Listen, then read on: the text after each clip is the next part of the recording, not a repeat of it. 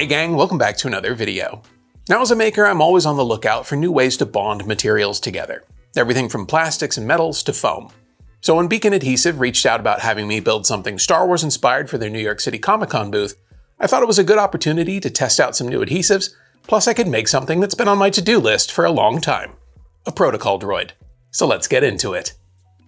These were 3D printed in ABS plastic, but before I do anything, these parts are going to need to be sanded, starting with 150 grit sandpaper. It looked a little something like this.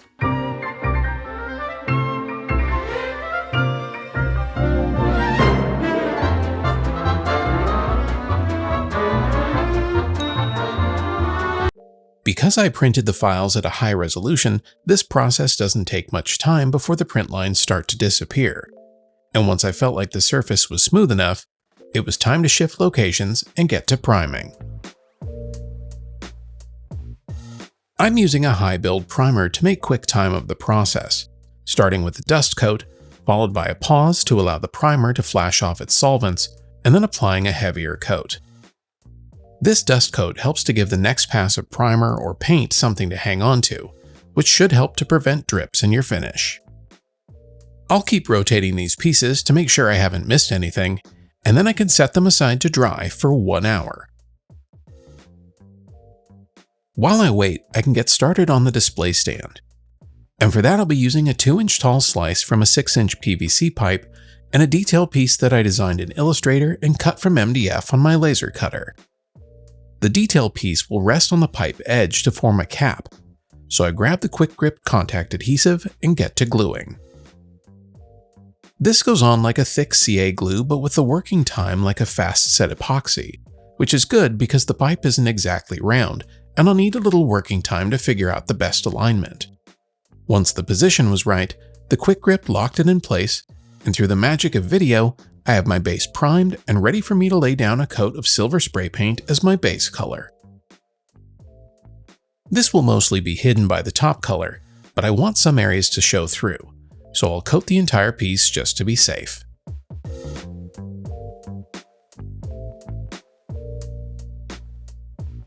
After a few minutes of drying out in the sun, I could grab my tiny spray bottle of water and some salt, and we'll use them to create an aged paint effect.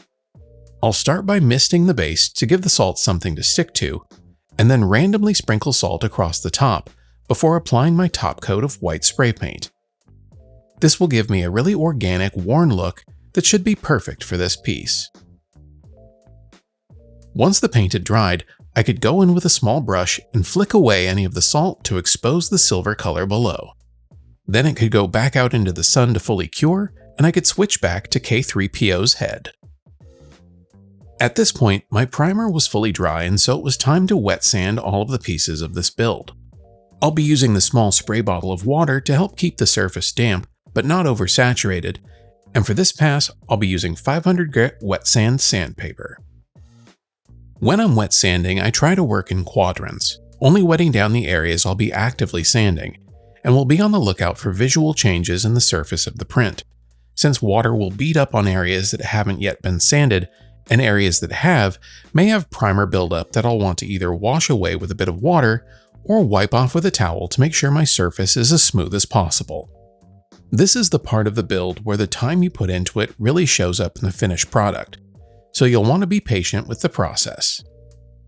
Because of my prep work up front, this step only took about 20 minutes for the front and back of C-3PO's head, but I won't make you watch all of that.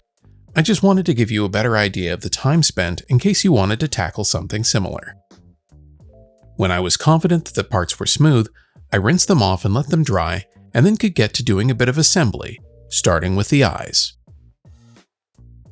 These will get inserted from the front, and then I'll apply a bit of contact adhesive to the inside of the mask, that way I don't have to worry about excess adhesive buildup, although this quick grip can be cleaned off with a bit of acetone.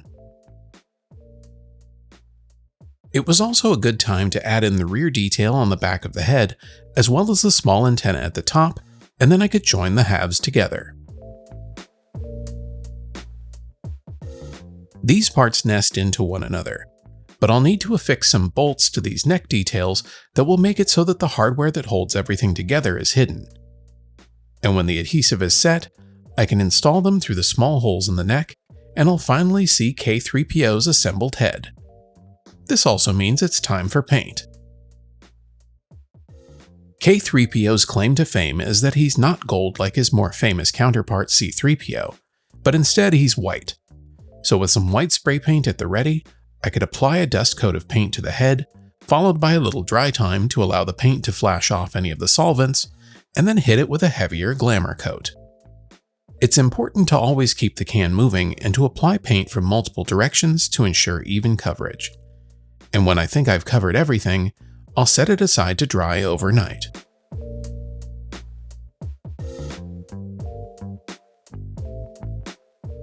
It's the following day, and it's time to protect the base paint with a satin clear coat.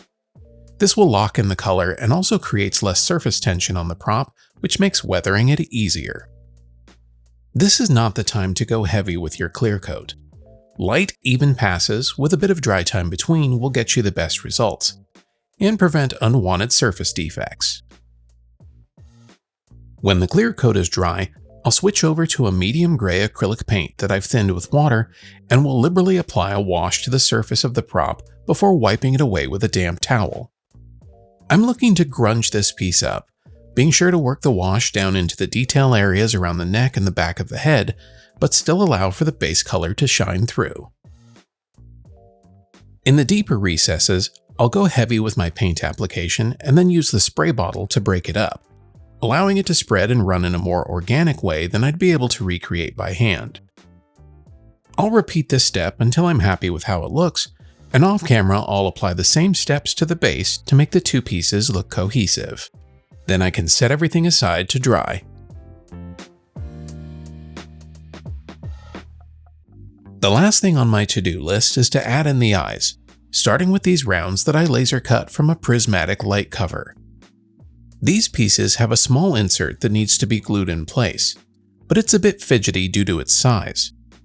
So I decided to try the multi-grip glue because it's got a detailed tip on the bottle that should make this glue up a lot easier. Once the inserts are glued in place, I can friction fit them into the eye sockets, as well as these LED lights to give it a more screen-accurate glow. And with that, this replica of K-3PO's head is done.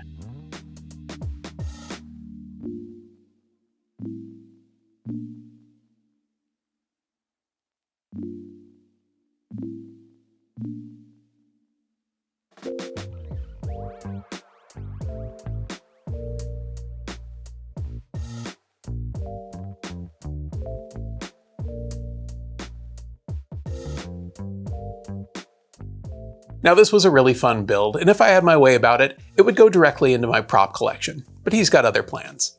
If you want to see K-3PO in person, be sure to check him out at New York City Comic Con this October at the Beacon Adhesives booth.